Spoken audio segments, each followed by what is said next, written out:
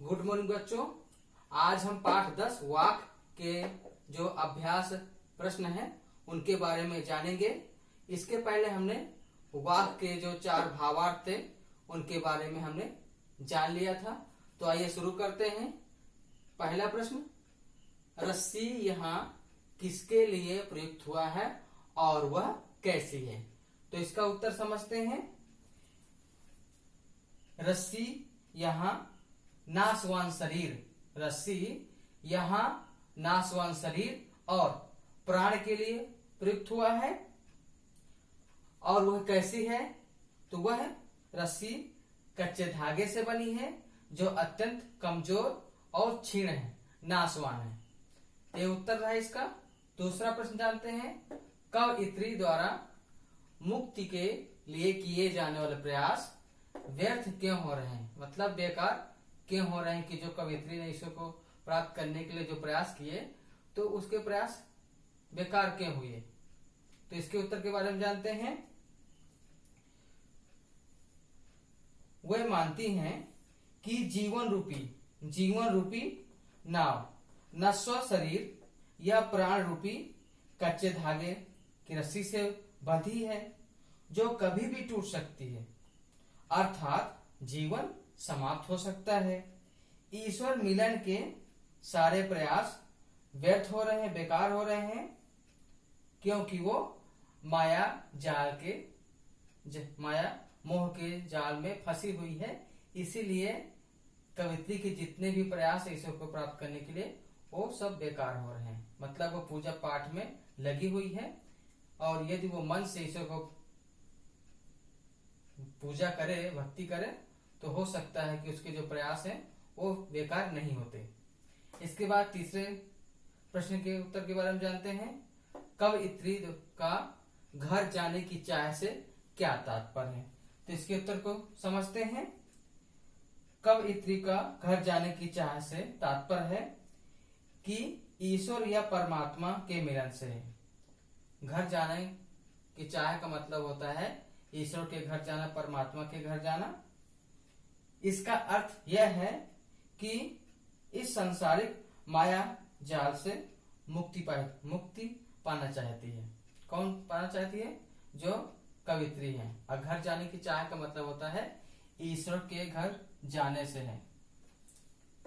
चौथा है, भाव स्पष्ट कीजिए। जेब टटोली कौड़ी न पाई, इसका हमें भाव स्पष्ट करना है। तो इसके बारे में हम जानते हैं।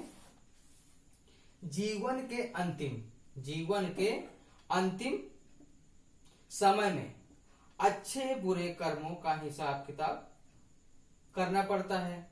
प्रायः अपने कर्मों पर विचार करने पर पता चलता है कि अधिकांश कर्मों के बीच सदकर्मों की संख्या ना के बराबर है।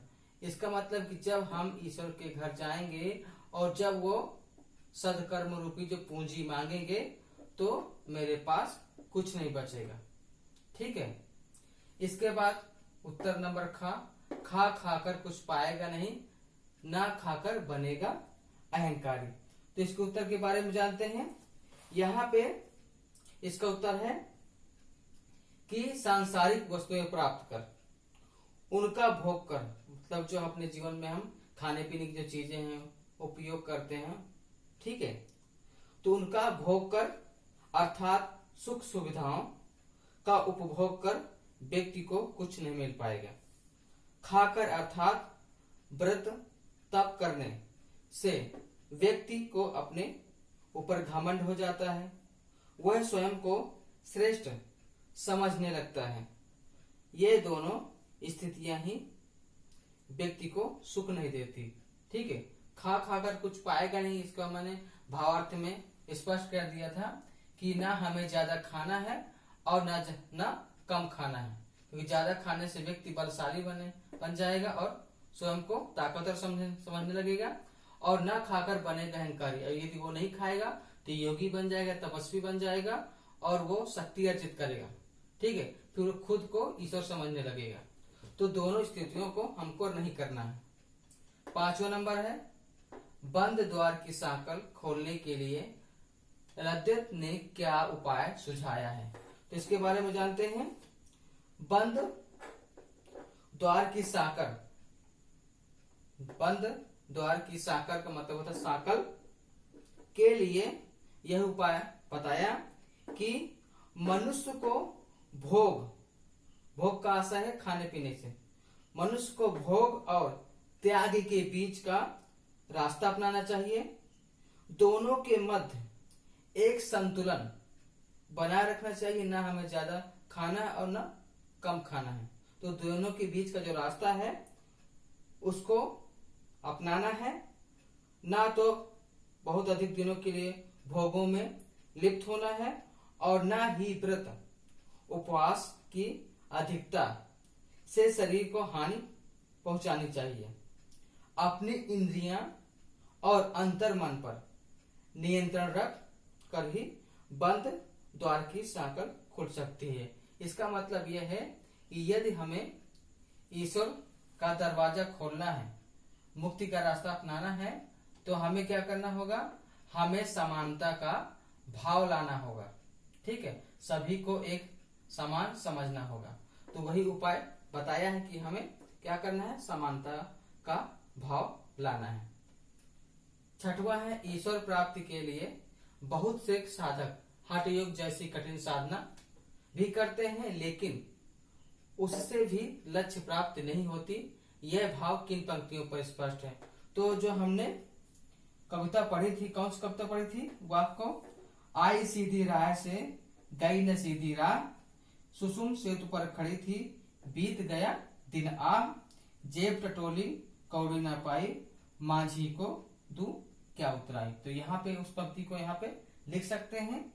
और जो सातवां प्रश्न है, ज्ञानी से कवयित्री का क्या अभिप्राय है। मैंने बताया था कि ज्ञानी व्यक्ति क्या होता है, जो सही और गलत के बीच जो रास्ता उसको उसके बारे में समझता है कि सही क्या है गलत क्या है, तो वही ज्ञानी होता है। और ज्ञानी का दूसरा तात्पर्य है आत्मज्ञान होना, स्वयं को जान लेना। ठीक है, तो यहाँ पे ज्ञानी के अर्थ के बारे में समझते हैं। ज्ञानी का अर्थ है, ज्ञानी का अर्थ क्या है कि सत्य असत्य तथा धर्म अधर्म में से सत्य एवं धर्म की पहचान करने वाला व्यक्ति। ज्ञानी व्यक्ति सत्य की परख करता है और ईश्वर अल्लाह में भेद नहीं करता। उसके लिए ईश्वर क्या है, सर्वव्यापी है, सभी जगह कण कण में व्याप्त है और सबके लिए एक ही ईश्वर है।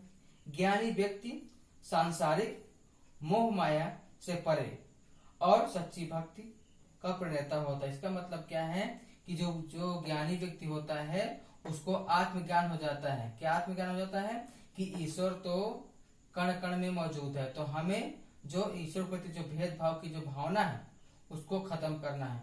और जो इस भेदभाव की भावना को समझ लेता है वही व्यक्ति क्या होता है, ज्ञानी कहलाता है। ठीक है, तो बच्चों हमने आज जितने भी अभ्यास प्रश्न थे उनको हमने जान लिया। इसके बाद हम ग्रामर पढ़ेंगे। ग्रामर में जो पहला पाठ है उपसर्ग प्रत्यय, उपसर्ग एवं प्रत्यय के बारे में जानेंगे। तो आज के लिए सिर्फ इतना ही। धन्यवाद।